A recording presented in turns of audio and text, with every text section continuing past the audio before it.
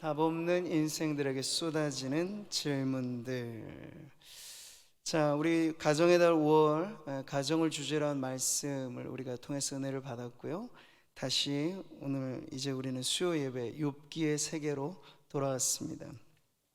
어떤 성도님들 가운데는 목사님, 그렇지 않아도 요즘에 힘든데 고난을 주제로 하는 욥기의 말씀 이렇게 오랫동안 많이나 들어야 하겠습니까? 한두 번이면 족할 텐데 이런 직접 저한테 이런 얘기 하신 분 한 분도 안 계신데 마음으로는 그러실 수 있을 거예요. 근데 저는 여러 가지 이유가 있겠습니다만 우리가 코로나 시기를 지나는 이 긴 터널을 통과하는 기간이야말로 고난을 회피하는 것이 아니라 오히려 고난이라고 하는 이 주제를 우리가 직면하는 것이 우리의 신앙에 매우 큰 유익이 될 거라 그런 믿음을 갖고 욥기의 말씀을 함께 나누는 것입니다. 이 시대적인 불안과 그리고 어떤 신앙에 있어서도 사실은 다소 활력이 떨어지는 이런 시기를 지날 때 우리가 고난을 우회해서 문제가 해결되지는 않기 때문입니다. 자, 욥기의 이 내용을 우리는 지난 시간까지를 딱 욥과 그 친구들 사이에 이 논쟁의 1차전을 지난 거예요. 이제 오늘 본문 말씀은 또다시 이어지는 긴 공방전의 2차전으로 돌입하는 그런 내용을 갖습니다. 치열한 설전이 이제 또 벌어지게 되는데요. 그래서 우리는 욥기가 전해주는 이 고난이라고 하는 것에 여러 가지 의미들을 되새길 때 단순히 어떤 환경적인 재난이라든지 영적인 고뇌 이런 정도의 고난만이 아니라 욥기가 전해주는 고난은 인간관계로부터 야기되고 인간관계 안에서 겪게 되는 고난이 아주 심각한 또 하나의 문제라고 하는 걸 가르쳐주고 있습니다. 어제의 친구가 오늘의 적이 될 수 있다. 이건 정치판에서만 통용되는 말은 아닐 것입니다. 우리의 인생 가운데도 욥을 보면 딱 알 수 있어요. 방금 전까지만 해도 그를 위로하려 왔던 친구들이 지금은 욥의 가장 큰 근심을 안겨다 주는 적들이 되어 있다고 하는 건 우리의 인생도 이와 같은 관계에 얽히 설켜 있는 우리의 삶에 지금도 많은 스트레스 지수나 여러 가지 많은 고통의 이유들 중에 사람의 문제가 우리에게 있다는 것을 또 가르쳐주는 부분이기도 합니다. 자, 근데 우리는 이런 질문을 해보는 거예요. 왜 그들은 우호적인 마음, 또 욥을 동정하는 마음, 친구를 위로하기 위해서 왔던 이들이 이제는 왜 욥의 대적자들이 되었는가? 왜 신랄하게 욥을 비판하고 욥을 정죄하는가? 끊임없이 욥을 물고 늘어지고 있는가? 그 이유를 한번 생각해 보아야겠죠. 자, 그것은 여러분 욥의 친구들에게 있어서 욥이 당한 고난, 그 막중한 고난 자체는 동정심을 충분히 불러일으킬 만한 것이었습니다. 그래서 욥이 만신창이가 되어 있는 그 모습을 보자 일주일간 애곡하잖아요. 눈물밖에는 흐를 것이 없어서 그의 마음을, 그 친구들의 마음이 전해지는데 언제부터 설전이 벌어졌는가 하니 바로 욥이 자신의 처지를 한탄한 나머지 무수히 많은 말들을 쏟아내고 있다는. 근데 그 욥의 말인즉 자기 변호죠. 나는 하나님 앞에 아무런 문제 없이 열심히 살아보려고 이렇게 착실하게 잘 살아왔는데 난 지금 이유를 알지 못하는 엄청난 고난을 겪고 있다. 하나님이 이 이유를 나에게 말씀해 주셔야 내 직성이 풀리겠다 하면서 지금 욥은 항변하되 자신의 무죄를 증명하려고 애를 쓰고 있는 거예요. 자, 이것을 가만히 듣다 보니 친구들이 이제 서서히 욥에 대한 태도가 바뀌어지기 시작한 거죠. 그 이유인즉 그들의 신념 체계마저도 욥의 말대로 하자면 무너질 위기를 느꼈기 때문에 그래요. 그들의 신념 체계라는 게 뭡니까? 악인은 반드시 벌을 받는다. 선인은 복을 받는다. 이게 아주 뚜렷한 세계를 그들은 살기를 원했던 거죠. 근데 욥이 나는 하나님 앞에 선하게 살았고 의롭게 살았는데 지금 내 이 꼴이 뭔가 엄청난 고난에 불가마니 속에 나 지금 들어가 있지 않은가라고 하니 친구들은 그 욥의 고난만이 아니라 자칫 이런 고난이 우리에게도 올까 염려와 걱정이 생기게 되는 겁니다. 그들이 구축했던 세계는 인과응보입니다. 원인 없는 결과는 없다. 아니땐 굴뚝에 연기는 나지 않는다. 권선징악입니다. 선을 장려하고 악은 반드시 응징되어야 한다. 근데 그들의 세계의 질서를 지금 욥이 깨뜨리고 있다 하는 것이 이들에게 있어서는 욥을 공격의 대상으로 지금 몰아가게 되는 아주 중요한 이유가 되는 것이죠. 자, 오늘 우리는 2차의 공방전을 시작하는 엘리바스와 이 욥의 대화에서 지금 엘리바스가 맹공을 쏟아붓는 대목을 보게 됩니다. 2절의 말씀을 보세요. 지혜로운 자가 어찌 헛된 지식으로 대답하겠느냐. 이 말인즉 욥은 지금 지혜롭지 못하다는 이야기를 하고 싶은 거예요. 비난하는 거죠. 어찌 도움이 되지 아니하는 이야기 무익한 말로 변론하겠느냐. 욥의 변론을 지금 맹공격하고 있는 것입니다. 자, 이 엘리바스의 공격의 이유가 바로 욥의 말에 있다고 지금 하고 있어요. 자, 욥은 고난의 한복판에서 하나님 앞에서나 사람들 앞에 스스로 변론가를 자처하고 있습니다. 왜냐? 그는 자기 의사하고는 상관없이 어느 날 갑자기 재난처럼 덮어버린 그의 인생의 고난을 맞이하면서 고난의 원인을 알 길 없고 고난을 허락하시는 하나님이 왜 내게 이러시는가에 대해서 하나님에게조차 따져 묻고 싶은 그런 심정밖에는 없기 때문에 지금 그 하나님 앞에 이렇게 마음을 쏟아놓고 있는 거죠. 참으로 나는 전능자에게 말씀하려 하며 하나님과 변론하려 하노라. 하나님 앞에 변론가로 서 있어요. 뿐만 아니죠. 나와 변론할 자가 누구이랴? 그러면 내가 잠잠하고 기운이 끊어지리라. 친구들과의 사이에서도 먼저 각을 세우는 것은 바로 욥이 변론을 자처하고 있기 때문입니다. 자, 하지만 욥의 이런 변론이 불러온 결과가 무엇입니까? 오늘 본문의 4절은 이렇게 말하죠. 참으로 내가 하나님 경외하는 일을 그만두어 하나님 앞에 묵도하기를 그치게 하는구나. 엘리바스가 지금 변론하는 욥에게 대하여서 당신의 태도와 그 말 때문에 어떤 일이 벌어지고 있는가를 지금 보라는 얘기예요. 스스로를 변론하는 욥에 대한 주변의 평가는 싸늘합니다. 고난 중에 자기 변명에 몰두하고 있는 욥에게 대해서 매우 냉정하리만큼 그들의 평가가 이어지는 거죠. 왜 그런가? 욥이 자기 변호에 몰두하고 있기 때문입니다. 그러니까 무절제하게 쏟아붓는 욥의 많은 말들은 신앙적인 덕을 세우기에는 부족하였다 하는 걸 지금 보여주고 있습니다. 너를 정죄한 것은 내가 아니고 내 입이라. 내 입술이 내게 불리하게 증언하느니라. 엘리바스가 지금 욥의 말을 근거로 그를 평가하고 있습니다. 자, 욥은 이렇듯 그의 셀프 변론, 스스로 자기를 변호하는 그것이 오히려 사람들에게 비웃음거리가 되고 위로자들에게조차도 비난을 받는 그런 이유가 된다는 것을 지금 듣고 있는 거죠. 물론 그의 입장에서야 무엇이든지 하소연하고 싶은, 그래서 막 뭐든지 말하게 되는 그런 사정이야 우리가 왜 모르겠습니까만, 그런 말들이 정당하게 평가가 되느냐? 그건 아니라는 거야.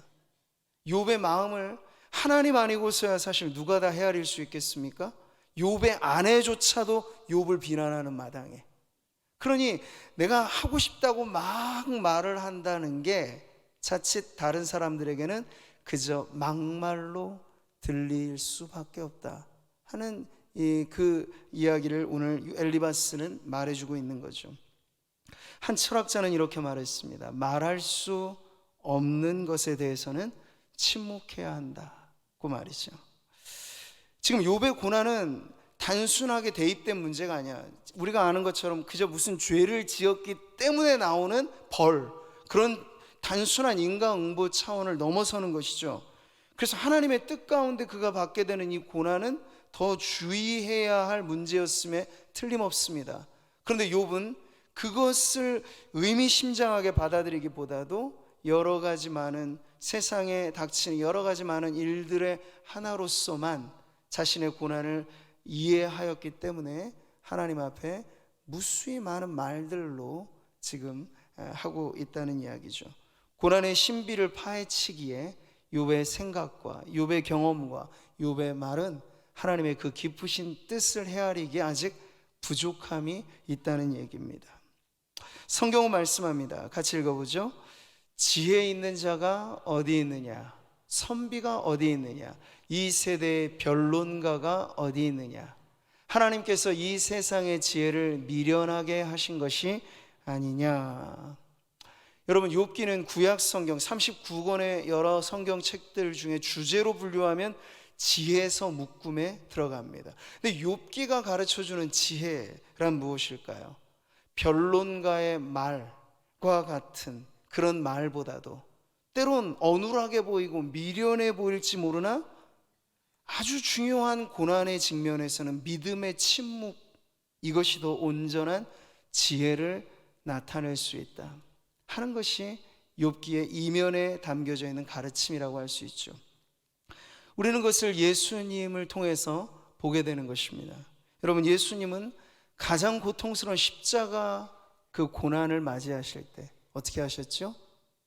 묵묵히 침묵, 믿음의 침묵으로 그 길을 걸어가셨습니다. 그래서 이사야가 미리 예수님의 그 장면을 예언하기를, 그가 곤욕을 당하여 괴로울 때에도 그의 입을 열지 아니하였으며 마치 도수장으로 끌려가는 어린 양과 털 깎는 자 앞에서 잠잠한 양같이 그의 입을 열지 아니하였도다. 예수님이 걸어가신 그 고난의 길은 욥처럼 자기 변호, 자기 변론, 그것이 아니고 내게 허락하신 하나님의 뜻 가운데 이 고난은 내가 정면으로 돌파해야 될 문제다 하는 것을 받아들이신 그 믿음의 침묵으로 이어진 길이었다는 거죠. 우리는 지금 예수님의 길을 따라야 합니다. 욥의 무수히 많은 변론의 길을 따르는 것이 아니고 예수님이 묵묵하게 걸어가신 그 길. 더욱이 오늘 우리는 말들이 난무하는 세상을 살고 있습니다. 문제 하나만 생기면 사람들은 득달같이 그 문제를 분석하고 토론하고 다수의 의견을 묻고 합니다. 오늘날 얼마나 많은 뉴스 채널들이 그 분석과 그리고 개인 유튜버들까지를 합세하면 얼마나 많은 말들이 이 세상에 가득 넘쳐나는가를 보십시오. 그러나 그 많은 말들이 세상에 질서를 주느냐? 그게 아니고 오히려 더 무질서와 반목과 다툼과 불화만을 양성해내고 있다는 걸 알고 있는 거죠.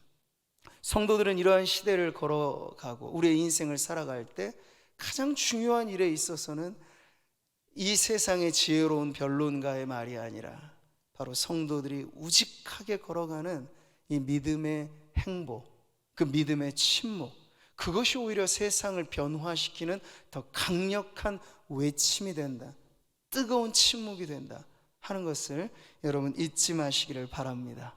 그래서 예수님께서 걸어가신 그 믿음의 침묵이 무엇을 이루어냅니까? 선지자가 다시 말하죠. 그의 손으로 여호와께서 기뻐하시는 뜻을 성취하리로다. 여러분 중에 혹 오늘도 답답한 마음 가지고 이 자리에 나오신 분 계신가요? 어디 대나무 밭이라도 옛 이야기처럼 거기 실컷 쏟아부으면 좀 속이라도 시원해질 것 같이 임금님 귀는 당나귀 막 이렇게 나 혼자만 알고 있는 이 비밀을 뭔가 이야기하고 싶어서 마음이 근질근질할 때도 있겠습니다만 그렇게 털어놓아서 해결될 것은 많지 않습니다. 오히려 우리는 그것을 털어놓을 때 하나님 앞에 기도로 털어놓아야 그것이 우리의 마음에 참된 해결과 평강의 길을 열어주는 줄 믿습니다. 오늘 욥의 변론이 불러온 결과를 보면서 우리는 다시 한번 예수님이 걸어가신 그 길을 봅니다. 욥은 아직 미숙함 가운데 그 길을 갈짓자로 걸어가고 있는 형국이나 그도 곧 알게 될 것입니다. 욥의 마지막 결론부에서 그는 침묵을 배우거든요. 내가 하나님 너무 많은 말들을 하였군요. 이제 입을 닫겠습니다. 하나님 앞에 그저 엎드릴 뿐입니다. 제 가운데 회개할 따름입니다. 욥의 결론은 욥의 침묵으로 가게 돼요. 예수님의 그 침묵을 그의 고난을 통해서 배워가는 것이죠. 우리는 선행학습과 같이 예수님이 앞서서 이 길을 터놓으셨으니 우리는 믿음으로 그 길을 걸어가면서 말 많고 탈 많은 이 세상 속에 오히려 우직하게 믿음으로 여러분의 인생의 문제들을 해결해 가시는 성도님들 되시기를 축복합니다.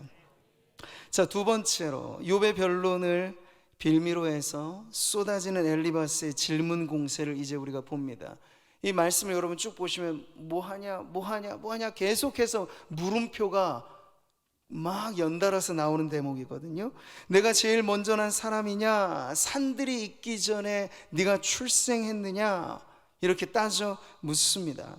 여기 보면 엘리바스는 이 세 명의 친구로 대표하는 인물로서 아마 가장 연장자로 이해가 됩니다. 그러니 지금 그가 트집을 잡는 건 욥의 인생 연륜을 트집 잡고 있는 거예요. 우리 중에는 머리가 흰 사람도 있고 연로한 사람도 있고 네 아버지보다 나이가 많은 사람도 있느니라. 이 말인즉 아니 인생 별로 살아보지도 않았으면서 네가 인생을 논하느냐 하면서 욥의 인생과 신앙의 지혜가 영 잘못됐다고 말하는 것이죠. 최근 들어서 어느 나이 많은 정치인이 젊은 정치인에게 장유유서라는 고상한 사자성어 하나 써서 된통 호되게 여론의 문매를 맞은 일이 있기도 하였는데요. 뭐 장유유서란 말은 나쁘지 않죠. 삼강오륜의 아주 또 중요한 덕목 가운데 하나이기도 합니다. 자, 그런데 문제는 그 좋은 말을 가지고 인신공격을 하는 거예요. 찍어 누르면서 나이 어린 사람 뭐 별 볼 일 있겠느냐 이런 식의 공격을 하였으니 여론이 그러지 탐탁하지 않게 거기에 반응을 하였던 거죠. 엘리바스가 지금 꼭 그렇습니다. 그는 지극히 나이를 먹은 연장자입니다만 엘리바스가 지금 이 말을 함으로써 그의 평가가 매우 떨어지게 되는 것이죠. 그래서 뒤에 보면 이 욥의 친구들과 욥의 공방전을 지나고 나서 여호와 하나님이 등장하기 전에 독특하게 등장하는 인물이 나옵니다. 엘리후라고 하는. 근데 그 사람은 여러 연배로 말하면 가장 젊은 측에 속하는 사람인데 이 사람도 지금 욥기에 나와 있는 이 논쟁을 계속 경청해서 들은 사람 중에 하나예요. 근데 듣다가 더 이상 참지 못해서 이런 말을 하면서 등장하거든요. 나중에 그러나 사람의 속에는 영이 있고 전능자의 숨결이 사람에게 깨달음을 주시나니 어른이라고 지혜롭거나 노인이라고 정의를 깨닫는 것이 아니니라. 이 젊은 사람에게 오히려 엘리바스를 위시한 욥까지를 포함한 이 연장자 그룹이 나이를 운운하고 그 세상의 세월을 가지고 이야기했는데 오히려 이 젊은 사람의 마음을 더 답답하게만 만드는 것을 보면서 그들의 말이 부메랑으로 돌아와 비난거리가 되는 내용을 보게 되는 것이죠.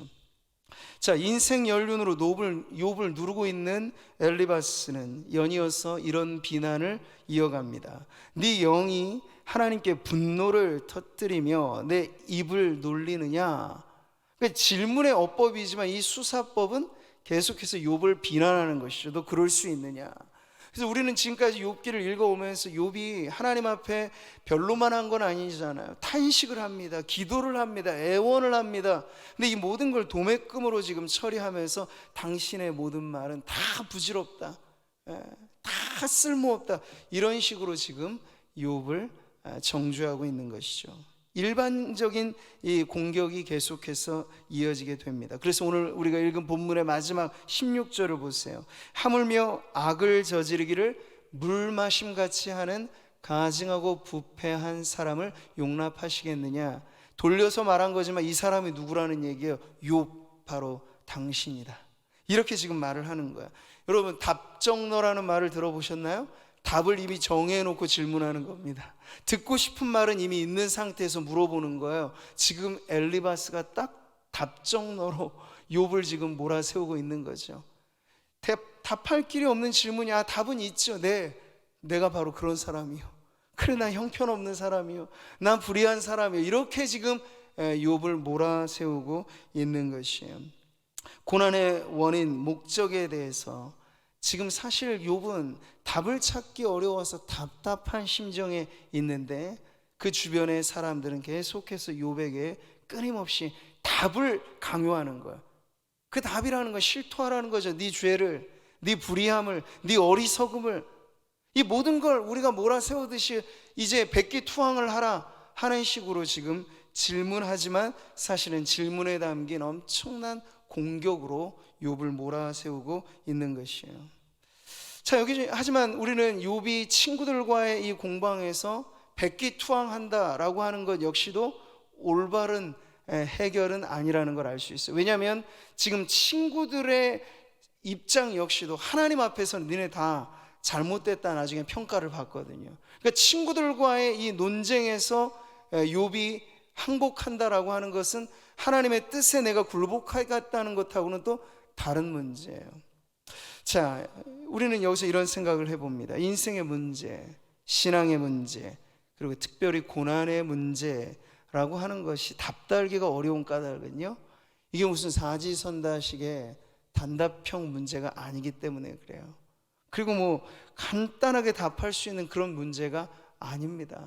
그래서 고난은 그걸 받는 사람의 입장에서나 고난당한 누군가를 바라보는 입장에서나 매우 각별한 주의를 요하는 그런 문제라고 하는 걸 우리는 보아야 됩니다. 안 그러면 욥처럼 변론의 우를 범하거나 아니면 엘리바스처럼 끊임없이 그를 몰아세우고 정해진 답으로 그를 끌고 가고자 하는 그러한 독선적인 판단의 우를 범할 수 있기 때문에 그렇죠. 여러분, 우리가 사실 우리 자신의 문제를 생각해 보면 뭐 어디 요즘에 너튜브나 이런 데도 강의를 아주 맛깔나게 하는 강의들이 너무 많죠. 여러분, 명쾌한 강의 한 편 들으면 15분짜리 뭐 30분짜리 하나 들어도 꽤 인생이 선명하게 보입니다. 통쾌한 성공담 같은 거 들어보면 나도 할 수 있겠다 싶은 마음이 들어요. 근데 여러분, 다시 삶의 문제로 돌아와 보면 어디 그게 쉽냐고요. 우리의 인생길은 여전히 미궁 속에 있고 오리무중이고, 저 사람한테는 저렇게 쉬워 보이는데 나한테는 왜 이렇게 아직까지 어려울까? 이게 사실 각각이 부딪힌 인생의 문제라는 것이에요. 쉬운 답은 아니라는 얘기입니다. 인생의 문제도 그러하다면 하나님의 깊으신 뜻 가운데 우리가 고난의 문제를 맞닥뜨릴 때 여러분, 그것에 쉬운 답을 찾는 것이 아니라 우리는 믿음의 답안지를 쓰도록 힘써야 된다는 것이죠. 그래서 여러분, 믿음의 답을 쓴다고 한다는 건 생각을 중지하라 이런 말 아닙니다. 다만 우리는 우리의 말씀을 통해서 하나님의 뜻을 헤아리고자 애를 쓰지만 생각보다 말이 헛나오게 쉬운 것이 우리의 연약함이기 때문에 말이 무성해지지 않는 것엔 주의를 요하되 하나님의 말씀과 뜻을 이해하려고 끊임없이 말씀을 묵상하고 그리고 하나님 앞에 기도함으로써 믿음의 답안지에 여러분이 꾹꾹 눌러선 답을 써내려 가야 한다는 것입니다. 대신 누가 답을 써주면 그건 대리시험이 되는 거예요. 그런 일은 없습니다. 여러분이 설교를 듣고 성경 공부를 하고 무슨 가르침을 받아도 결국 여러분의 인생의 답안지, 여러분 앞에 놓여져 있는 고난의 시험 문제는 여러분이 답을 쓰셔야 하는 것입니다. 그렇기 때문에 우리는 끝까지 어떤 문제에 관해서는 우리 평생을 걸쳐 답을 써야 될 문제도 있어요. 근데 그런 부분에 우리의 믿음의 인내가 중단되지 않고 계속해서 하나님 앞에 나는 묻고 하나님은 답하시고, 그렇게 해서 하나님과 나 사이에 이 고난이 오히려 하나님의 뜻을 더 깊이 알아가게 되는 그러한 유익함이 되도록 여러분 앞에 주어진 인생의 문제, 또 신앙의 문제, 또 고난의 문제에 대한 답을 여러분이 써가시는데 힘을 내시기를 축복합니다. 자, 마지막 우리는 세 번째로 엘리바스의 말, 우리가 본문에서 읽지는 않았습니다만 15장에 나오는 그 뒷부분의 내용을 보게 되는데요, 질문 공세로 그를 코너에 몰아붙이고 나서 이제 마지막 카운터 펀치를 날리는 그러한 장면인데, 여기서 엘리바스는 하나의 인생에 대한 아주 상세한 묘사, 어찌 보면 그 인물의 이 화상, 자화상을, 이 초상화를 그리는 것 같은 그런 상세 묘사를 합니다. 근데 그 내용을 자세히 보면 바로 악인의 일생을 말해주고 있는 거예요. 20절, 악인은 그의 일평생의 고통을 당하며 포악자의 횟수는 정해졌으므로. 바로 이렇게 시작해서 악인에게 정해진 운명에 대해서 이야기를 합니다. 어쩌면 앞서도 제가 처음에 도입 서론의 말씀을 드린 것처럼 이게 엘리바스 혹은 욥의 친구들이 구축해 놓았던 세계의 정답일지 몰라요. 권선징악의 세계죠. 그래서 객관적인 설명이라기보다는 주관적인 설득에 가까운 이야기를 지금 하고 있는 것입니다. 악인은 하나님의 저주를 받게 되어 있다. 죄는 반드시 벌이 따른다. 이 세상에서 그 모든 게 다 판가름 날 거다. 바로 이런 논리를 주장하는 것입니다. 우리 말씀을 같이 읽어보죠. 그는 부요하지 못하고 재산이 보존되지 못하고 그의 소유가 땅에서 증식되지 못할 것이라. 어두운 곳을 떠나지 못하려니 불꽃이 그의 가지를 말릴 것이라. 하나님의 입김으로 그가 불려가리라. 여러분, 정말 만약에 악인들이 명명백백하게 이런 세상을 살게만 된다면 사실 이 세상에 법이 뭐고 필요하겠으며, 법관이나 검사나 판사 혹은 변호사 왜 필요하겠습니까? 법은 있어도 법이 안 지켜지는 게 세상이고, 법망을 피해가는 범법자들도 버젓이 활개를 치며 살아가는 이 세상의 현실과 엘리바스가 말하고 있는 이 세상은 사실 현실에 있어서는 맞아떨어짐이 매우 어울리지 않는 세계라고 하는 걸 보여주고 있다는 얘기죠. 물론 우리는 정의가 실현되는 세상을 꿈꿉니다. 그러나 여러분, 이 세상에 그게 딱 떨어지지 않기 때문에 우리가 꿈꾸는 것은 이 세상이 전부가 아니에요. 하나님의 새 나라가 이 땅 가운데 임하사 장차 올 완전한 하나님의 나라를 우리가 그래서 꿈꾸는 것이지, 만약 이 세상의 정부가 유토피아와 같은 어떤 지상 낙원을 만들어줄 수 있는 정부가 있거나 지도자가 있다면, 여러분, 이 세상의 정부나 철학이나 윤리 외에 종교는 왜 필요하겠으며, 그 많은 종교들이 답이 될 수 있다면 왜 우리는 예수님만이 우리에게 절대적인 진리라고 이야기를 하겠습니까? 추론해보자면 그런 거예요.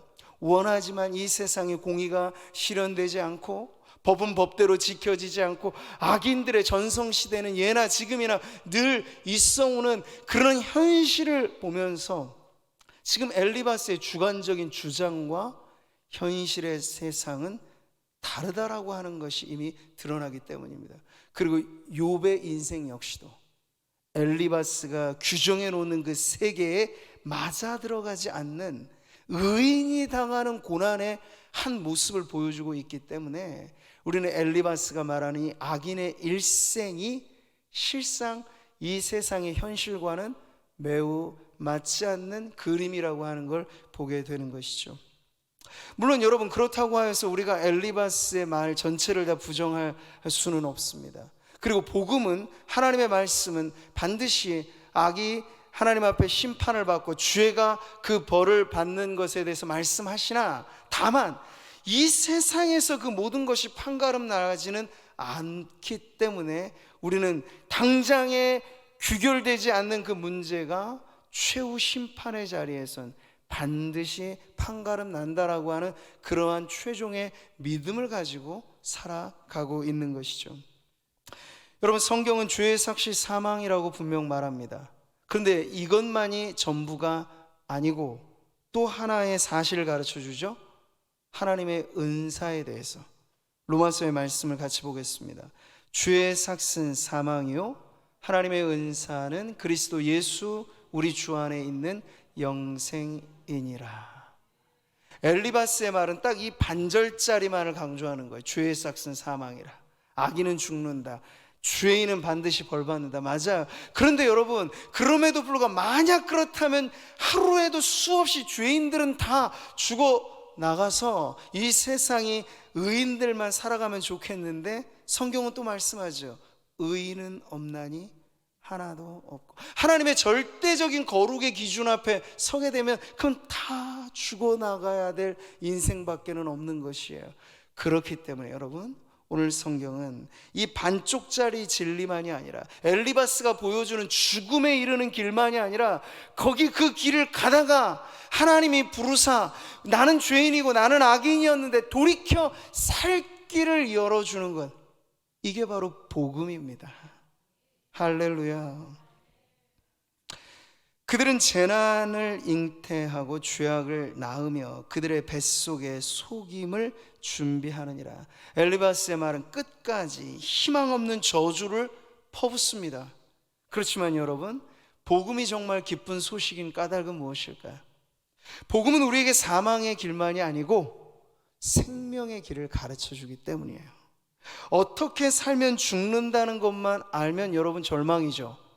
그런데 그 절망의 길을 걸어가는 수많은 사람들에게 어떻게 하면 그 죽음의 길에 벗어나 생명의 길에 나아갈 수 있는가까지를 가르쳐 주어야 여러분 그게 진짜 복음이 되는 것입니다. 엘리바스는 욥과 같이 고난 중에 허덕이고 있는 인생들에게 절망만을 세뇌시키고 있는 거예요. 하지만 그에겐 죄인과 악인이 죄에서 돌이켜 살기를 바라는 하나님의 마음은, 하나님의 심장은 찾아볼 수 없는 것이죠. 에스겔 선지자에게 하나님은 당신의 마음에 대해서 이렇게 말씀을 하셨습니다. 우리 같이 한번 큰 소리를 읽어보겠습니다. 너는 그들에게 말하라. 주 여호와의 말씀이니라. 나의 삶을 두고 맹세하노니 나는 악인이 죽는 것을 기뻐하지 아니하고 악인이 그의 길에서 돌이켜 떠나 사는 것을 기뻐하노라. 이스라엘 족속아, 돌이키고 돌이키라. 너희 악한 길에서 떠나라. 어찌 죽고자 하느냐 하셨다 하라. 여러분, 오늘도 우리가 무사히 하루를 사는 것이 우리의 의의 결과라고 착각하지 마십시오.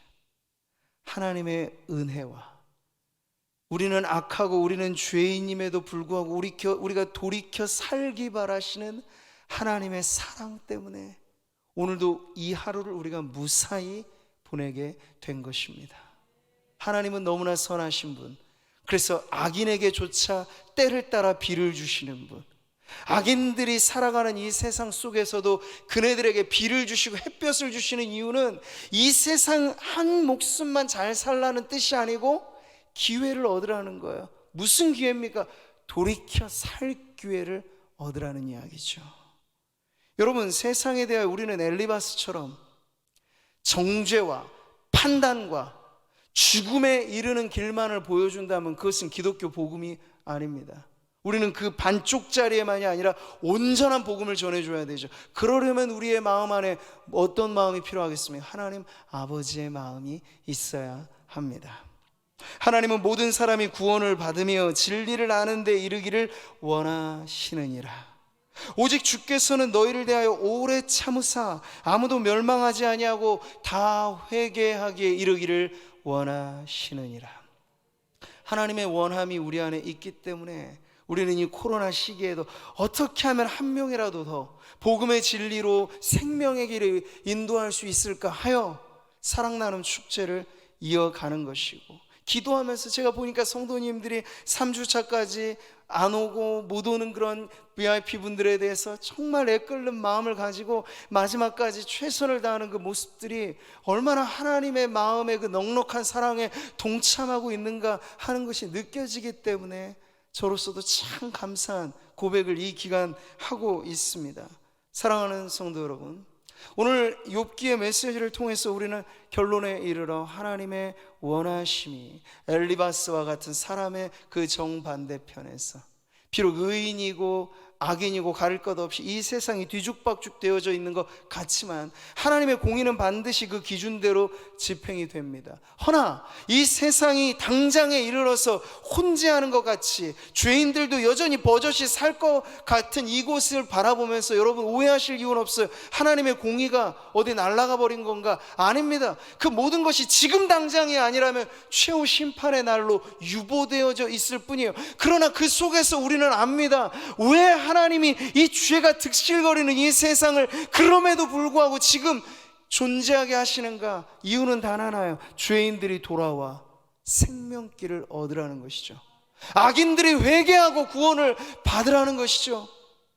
이것이 우리의 인생이 어제로 끝나지 않고 오늘 또 이어지는 하나의 이유일 수 있습니다.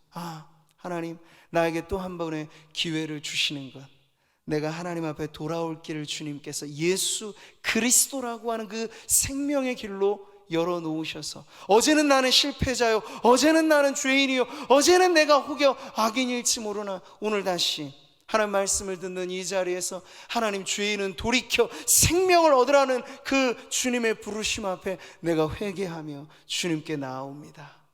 이게 바로 오늘을 살아가는 우리의 삶의 자세이고, 날마다 복음이 전해주고 있는 반쪽의 진리가 아니라 하나님의 은사는 그리스도 예수 우리 주 안에 있는 그 생명, 그 사랑, 그 은혜라고 하는 사실을 깨달아 언제나 하나님 앞에 우리에게 빛나는 하나님의 그 은혜를 기회로 삼아 하나님 앞에 생명의 길로 돌이키는 저와 여러분, 오늘 이 자리에 함께한 모든 성도님들 되시기를 축복합니다. 이제 말씀을 맺겠습니다. 사랑하는 성도 여러분, 우리는 문제 많은 세상을 살면서 이 세상의 문제만이 아니라 내 인생에도 겹겹이 문제가 많은 것을 알고 있습니다. 그런데 세상에서 속 시원히 이 답을 찾을 길 없어 답답할 때 오늘 여러분 말씀에 다시 한번 귀 기울이시기를 바랍니다. 세상 사람들이 우리에게 속 시원히 정해주지 않는 그 답이 바로 진리의 말씀에 있고, 하나님 아버지 마음 안에는 온갖 인생들의 그 많은 문제들에 대한 답이 있다는 사실을 깨닫고 그리스도 예수 우리 주 안에서 다시 한번 생명의 길로, 영원한 생명의 길로 나아가 속 시원히 진리의 답을 찾는 우리 성도님들 되시기를 주님의 이름으로 축복합니다.